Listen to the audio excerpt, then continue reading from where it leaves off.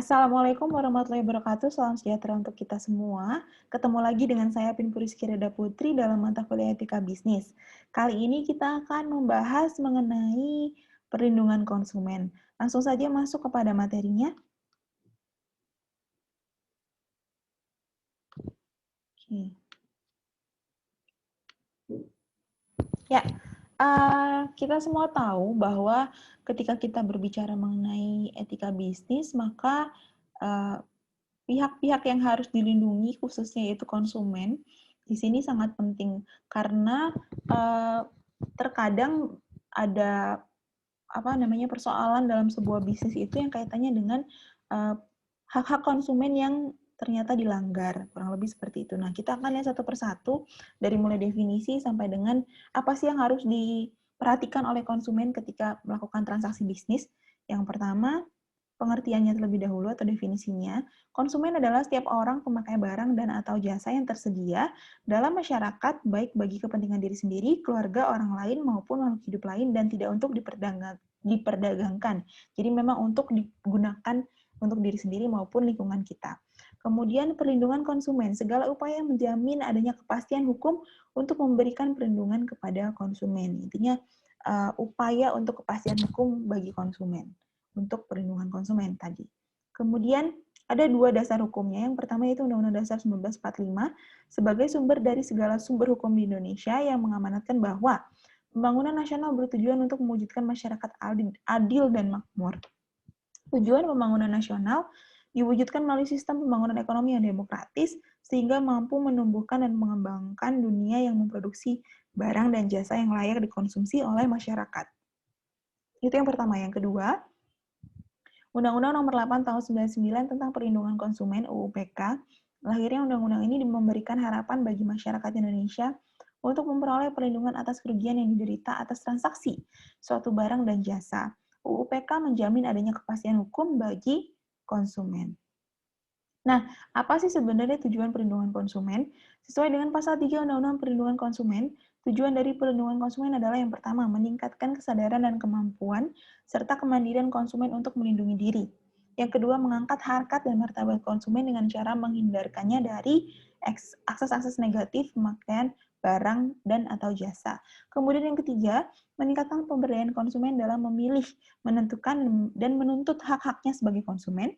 Yang keempat, menciptakan sistem perlindungan konsumen yang mengandung unsur kepastian hukum dan keterbukaan informasi, serta akses untuk mendapatkan informasi.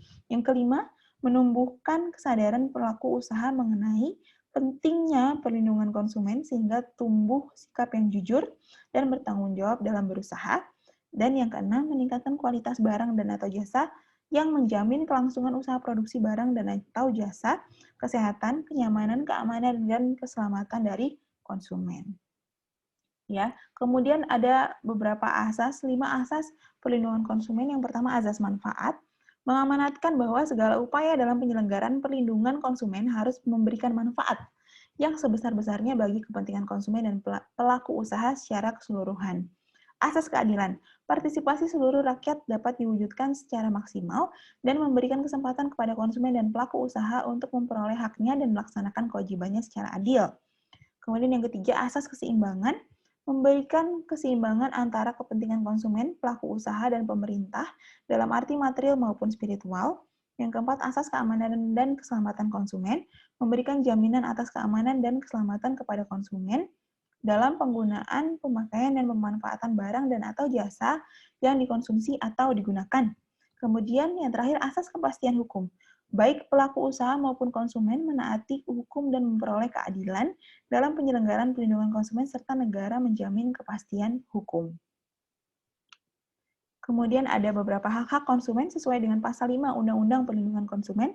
Hak-hak konsumen adalah yang pertama, hak atas kenyamanan, keamanan, dan keselamatan dalam mengkonsumsi barang atau jasa, hak untuk memilih barang atau jasa, serta mendapatkan barang atau jasa tersebut sesuai dengan nilai tukar dan kondisi, serta jaminan yang dijanjikan, hak atas informasi yang benar, jelas, dan jujur mengenai kondisi dan jaminan barang dan atau jasa, hak untuk didengar pendapat dan keluhannya atas barang atau jasa yang digunakan, hak untuk mendapatkan advokasi perlindungan dan upaya penyelesaian sengketa perlindungan konsumen secara patut, hak untuk mendapat pembinaan dan pendidikan konsumen, hak untuk diperlakukan atau dilayani secara benar dan jujur serta tidak diskriminatif, hak untuk mendapatkan kompensasi, ganti rugi, atau penggantian apabila barang atau jasa itu tidak sesuai dengan yang dijanjikan, dan yang terakhir, hak-hak yang diatur dalam ketentuan peraturan undang-undang lainnya.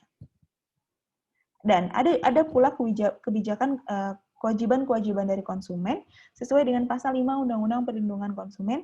Yang pertama yaitu membaca atau mengikuti petunjuk informasi dan prosedur pemakaian dan pemanfaatan barang atau jasa demi keamanan dan keselamatan, beritikat baik dalam melakukan transaksi pembelian barang dan atau jasa, membayar sesuai dengan nilai tukar yang disepakati, mengikuti upaya penyelesaian hukum sengketa perlindungan konsumen secara patut. Nah, kalau kita mau menjadi konsumen yang aman dan terlindungi, maka kita harus menjadi konsumen yang mandiri. Apa itu konsumen yang mandiri? Yang pertama, sadar akan harkat dan martabat konsumen, mampu untuk melindungi diri sendiri dan keluarganya. Yang kedua, mampu menentukan pilihan barang dan jasa sesuai dengan kepentingan, kebutuhan, kemampuan, dan keadaan yang menjamin keamanan, keselamatan, kesehatan konsumen sendiri. Yang ketiga, jujur dan bertanggung jawab. Yang keempat, berani dan mampu mengemukakan pendapat, serta berani memperjuangkan dan mempertahankan hak-haknya, berbudaya dan sadar hukum perlindungan konsumen. Itu ya, konsumen mandiri. Maka untuk itu, untuk menjadi konsumen yang mandiri, ada 6 waspada konsumen yang perlu diperhatikan. Yang pertama, krisis terhadap iklan dan promosi, dan jangan mudah terbujuk. Kemudian yang kedua, teliti sebelum membeli, biasakan belanja sesuai rencana, jangan ada pembelian-pembelian impulsif. Kemudian memilih barang yang bermutu dan berstandar, yang memenuhi aspek keamanan, keselamatan, dan kenyamanan serta kesehatan. Kemudian membeli sesuai dengan kebutuhan dan kemampuan. Perhatikan label keterangan barang dan masa kadaluarsa. Ya, demikian untuk materi mengenai perlindungan konsumen. Demikian, kalau ada salah-salah kata saya mohon maaf. Silahkan kalau ada pertanyaan silahkan di kolom komentar.